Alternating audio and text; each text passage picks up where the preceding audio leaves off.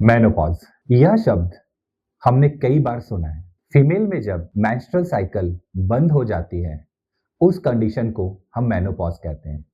लेकिन क्या मेनोपॉज पुरुषों में भी पाया जाता है? आइए आज हम इसी बारे में बात करेंगे। जी हाँ, पुरुषों में भी मेनोपॉज पाया जाता है। इसे ही हम एंड्रोपॉज कहते हैं। कई लोग इसे ही एंड्रोजन अर्थात टेस्टोस्टेरोन डेफिशिएंसी भी कहते हैं। उम्र के साथ साथ पुरुषों में टेस्टोस्टेरोन की कमी होने लगती है। पुरुषों में 45 से 50 वर्ष की उम्र में टेस्टिस का फंक्शन कम होने लगता है।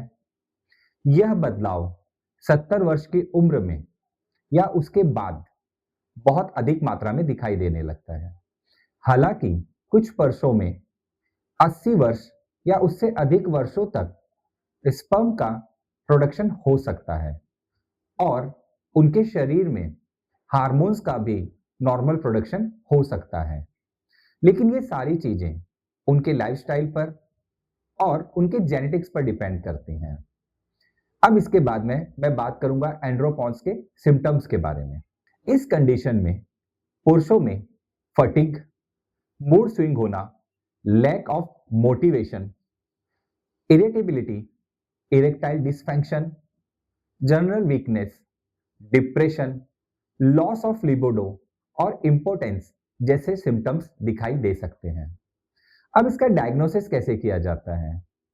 इस कंडीशन में डायग्नोसिस करने के लिए फिजिकल एग्जामिनेशन, पेशेंट की हिस्ट्री ली जाती है। इसके साथ साथ में कुछ ब्लड टेस्ट भी कराए जाते हैं। इसमें से सीरम टेस्टोस्टेरोन लेवल चेक करना बहुत जरूरी होता है, जो ब्लड के द्वारा किया जाता है। कई बार कुछ बीमारियों के फलस्वरूप भी एंड्रोपॉज जल्दी आ सकता है। ऐसे में उन बीमारियों का भी डायग्नोसिस करना पड़ता है। अब एंड्रोपॉज में क्या ट्रीटमेंट या मैनेजमेंट करना चाहिए, इसके बारे में जानेंगे। इसमें हार्मोन रिप्लेसमेंट थेरेपी सबसे बेस्ट ट्रीटमेंट होती है, लेकिन सबसे पहले हमें ये डायग्नोस करना होता है कि उनके कौन कौन से हार्मोन्स कम हुए हैं।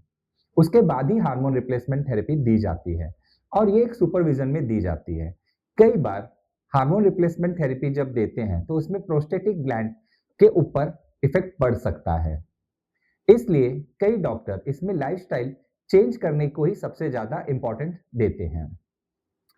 अब लाइफस्टाइल चेंज या एडजस्टमेंट के बारे में हम बात करेंगे। जैसे कि रेगुलर स्ट्रेंथ ट्रेनिंग करना बहुत ही अच्छा होता है। इसके साथ ही साथ आपको बैलेंस डाइट करना है, स्ट्रेस को कैसे मैनेजमेंट करना है इसे आपको सीखना होता है।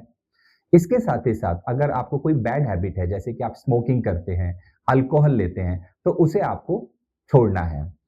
अगर आप कोई इलीगल ड्रग भी ले रहे हैं तो उसे भी आपको छोड़ना चाहिए। ऐसा करने की वजह से आपकी मसल्स और आपकी बोन की स्ट्रेंथ बढ़ती है और जिसकी वजह से आपका जो एंड्रोजेंस होता है वो लंबे समय तक नॉर्मल बना हुआ रहता है। अर्थात आपका टेस्टोस्टेरोन जो होता है या मेल सेक्स हार्मोन जो होता है वो एक नॉर्मल लेवल में रहता है। अब अंत में मैं कुछ और बातें बताना चाहूंगा। यदि आपको लाइफस्टाइल चेंजेस या एडजस्टमेंट करने के बावजूद रिलीफ नहीं मिल रहा है तो ऐसे समय पर आपको एक एक्सपर्ट डॉक्टर से मिलना चाहिए और उनसे एडवाइस लेनी चाहिए। और जब वो कुछ इन्वेस्टिगेशन कराते हैं तो उस इन्वेस्टिगेशन को करने के बाद में जो वो ट्रीटमेंट प्लान बताते हैं उसे सही तरीके से लेना चाहिए। याद रखिए, आपको सेल्फ मेडिकेशन से बचना है। धन्यवाद।